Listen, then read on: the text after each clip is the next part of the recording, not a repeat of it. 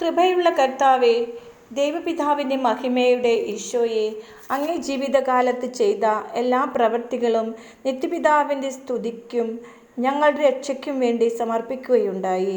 പാപിയായ ഞാൻ എൻ്റെ പ്രവൃത്തികളൊക്കെയും സ്വന്തം ബഹുമാനവും മനുഷ്യസ്തുതിയും ഇന്നുവരെ ആഗ്രഹിച്ചു പ്രാർത്ഥിച്ചുവെന്നത് വാസ്തവം തന്നെ. ഇനി അവശേഷിക്കുന്ന എൻ്റെ ജീവിതകാലം ചെയ്യുന്ന എല്ലാ അധ്വാനങ്ങളും ദുഃഖാനർത്ഥങ്ങൾ എന്നിവയെല്ലാം അങ്ങേ പിതാവിൻ്റെ സ്തുതിക്കായി ചെയ്യുവാൻ സന്നദ്ധനായിരിക്കുന്നു. കർത്താവേ, എൻ്റെ പ്രതിജ്ഞയിൽ ഉറച്ചു നിൽക്കുവാൻ ശക്തി തരണമേ. പ്രാർത്ഥന.